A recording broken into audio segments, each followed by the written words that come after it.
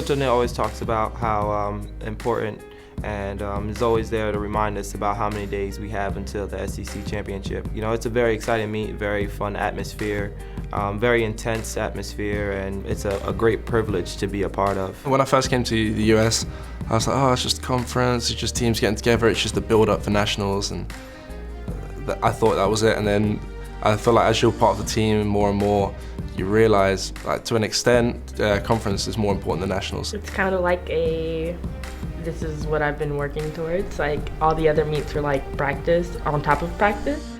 Then you go to the SEC meet and it's just like, no pressure at all. Lies. I think that everyone really prepares. It's like our first big meet that everyone wants to go and compete at the highest level, and everyone's excited to go and compete with the other schools, and it's just an important and exciting event. I take each meet as it comes, but the week leading up to SECs we had nothing else to do. School was finished. I remember just walking to practice one day and I just started thinking about how important it actually was, and it just gave me the chills and whatnot. And then from there, that's what I was just excited every minute of the day. I just couldn't wait to get down to Starkville.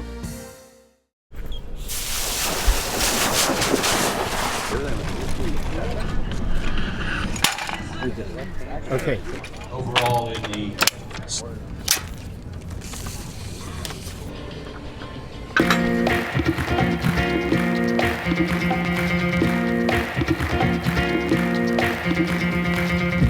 It's just important to have a good start because that's just to get some momentum rolling. I try not to think about that though, just because it just added pressure. You know, if you walk in there, oh, the team really relies on this throw. It's just unnecessary pressure. You just have to worry about what you can control. So as much as I didn't want to think about it, it's pivotal just to get the team off to a great start. You want to be able to put up numbers on the board immediately. And for our men's team to look up to Dempsey and Nathan Lowe, for those guys to go out and put a quick 10 on the board was really big for us. It was the leader at 68. Let's go, Dempsey! Woo! Meter. My best friends are all on the cross-country team, but they never usually get to see me throw at the meets. Dempsey's pumped. Come on! So then round 2 I walked in and my season best leading up to this point was 65-55, and I knew I could throw a lot further than that, but I was trying not to kind of get in that mindset. I was worrying about technique and just make it a little bit more powerful. Yeah, I walked in, relaxed again and just hit it, and I came out, it was 66-30, which is the longest I've thrown since last May. So I was over the moon at this point, but I knew there was more there. I just could feel it. So I walked in for the next throw, and I gave it everything. I was so close to fouling it. I was falling so far forward. I was waving my arms back like a chicken, just trying to stop myself falling out. And it felt a lot better, but whilst I was worrying about the whole ring, I was like, oh, is that good? I wasn't sure. So I came out and then the scoreboard pops up 66-90, which is I think 219 feet even, something along those lines, which is a school record PR. Dempsey! That's a personal best, definitely. So I just took a nice big breath. I was just like, yeah, finally, because I'd been hurt this year, so it was just, at that point it was the biggest relief. in second from Mississippi, Dempsey McCugan. Going ranked 4th, I think that's 5 points, but I wanted to score more than that for the team. Outdoor in the Hammer is kind of his premier signature event, and for him to come out and be the SEC runner-up in his first competition for us was really big. It's what he expected, and that's what we expected out of him as well. For all of our student athletes, there's a little bit of extra that you want to perform when your parents are in the stands. And I think that's all of us as we look to our parents, that the only thing that we want to do is make sure that at the end of the day that they leave with a smile on their face. Come on, Holland! My parents are by far my biggest supporters. They have always been there for me from when I was little doing sports and followed me all the way through my collegiate career now. And for them to be able to come and watch me run and be able to be a part of this great experience in my college, career. It really means a lot. Drive was worth it. 12-hour drive for 1 minute and 47 seconds. But he's worth it.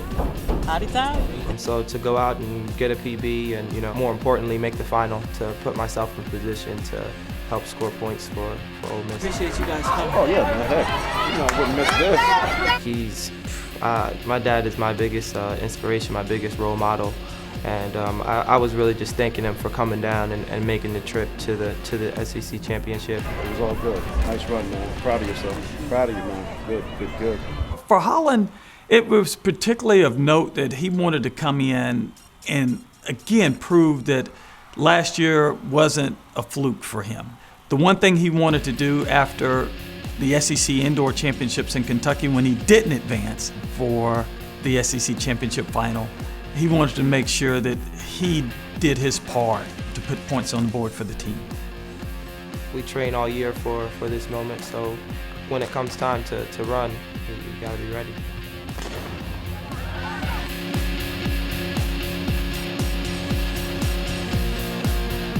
I didn't have the race that I wanted to, but I was just glad that I could go out and score some points for the team.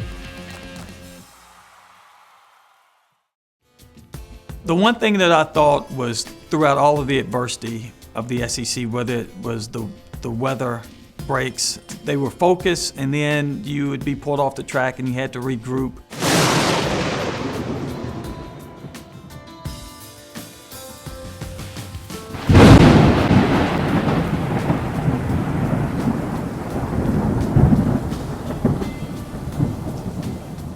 Just try not to think about it. Everybody has to run under the same circumstances and under the same conditions. So just when I know whenever the 800 meters is called that I need to be ready. So I didn't let it get to me too much. And any type of delay just throws you off.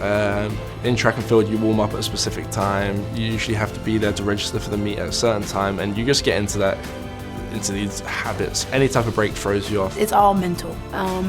Because we had to warm up multiple times, and then we had to sit down for hours and get back up. I mean, it was the same thing, and so it gets in your head and you're like, oh, I'm tired now. Now you've convinced yourself that you're tired. Most of them set lifetime bests. I mean, we take it all the way back to the beginning with Brittany Kelly. Her personal best in the 800 comes right after a weather delay. And then the next day you look up and Jalen Miller sets a lifetime best after a weather delay.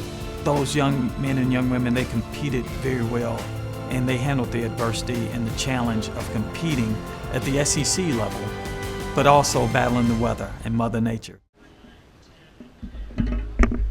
Hey Coach, do you remember what my exact PR was? I think that's your PR. Is it? Mm-hmm. That'll do. Come on, Brent, finish! Finish strong, Brent!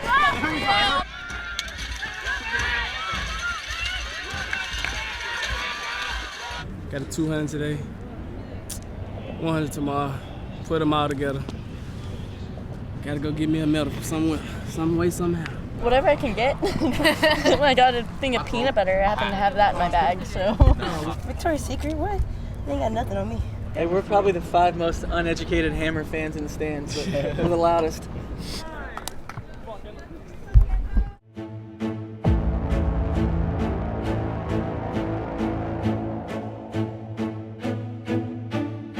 Going into the prelim, I just wanted to qualify, and Coach wanted me to win my heat because it gives you a better lane assignment usually for Saturday. Brooke Feldmeyer, the indoor All-American from Mississippi, winning in 2:06.88. Got that first one. That's right. Felt good, huh? Yeah, that was pretty easy. Yeah, I think like the prelim, you get really nervous, it's like, I have to make the final. So once you go to the prelim, you can run, I ran like 2:06, and it was pretty easy. So, I mean, it makes you feel good that you can run 2:06 with ease, and then, some of the nerves are gone, and then you have a day to relax, and then get ready for the final. The prelim race, the one talk that we had was that I thought it was a nice, smooth, and controlled run. And so now she's had to get back to the hotel and really come out the next day with the intent, focus of competing for the championship. It's always tough for me to sleep before a final. I usually sleep fine before a prelim, but for the final, I'm kind of like waking up and kind of like, I wake up and I'm like, oh, is it time to race it? Like, did I miss it? But I'm a little anxious for sure. Our strategy going into it was not for her to be at the back end of that race, I can assure you of that. And the thought pattern was, if that were to happen, not to panic, just to stay as tight to the group as you can. But when an opening presented itself, that you do not second guess yourself. I mean, I was kind of in the back, but I was okay with that. It was a little farther back than I wanted to be though. Like usually I like to be in the upper pack, but I was actually in, you know, like second to last, or like as we came around the first lap. Interestingly, I'm finding it that Williams is out there striding along in the lead, and everybody's letting her do this.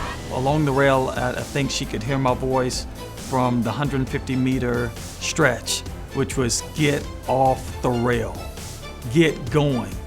What are you doing? You could say a lot of different adjectives in there. When we got to like 600, I was like, okay, I am way too far back. I cannot take this. I honestly think it was about like 120, and I was like, okay, just keep going. And then when I started to get closer to the girl in first place, I was like, oh my gosh, I think I can do this. And that just like propelled me to keep going. As Brooke Feldmeyer, the freshman from Ole Miss, giving chase, there might not be enough real estate, and the freshman is going to take it on the outside. What a drive to the tape. That's a wow for a freshman. Wins by less than 0.2 of a second. Brooke Feldmeyer bided her time and let all the action happen in front of her. And she just picked off one runner after the other all the way down the finishing stretch. I think that was one of the greatest moments of my track career so far. Just because you always think about it like, oh, it'd be so cool to win, but to actually do it, it's really special, and to know that the hard work has paid off, it's just a really special moment.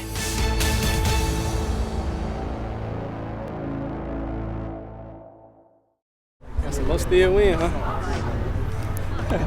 That's how we used to. I know, it's gonna be perfect. It's what we've run in all year long. So. Coach is doing a really good job with getting people in that want to work hard and that want to be good, and we really are following his lead. And you know, he talks to us all the time about believing in ourselves, and it seems like we're able to get a lot of people on board, and you know, it seems like the program is heading in the right direction, and I'm just happy to be a part of it. When I came in last year, there was that statement that everyone on the team was talking about.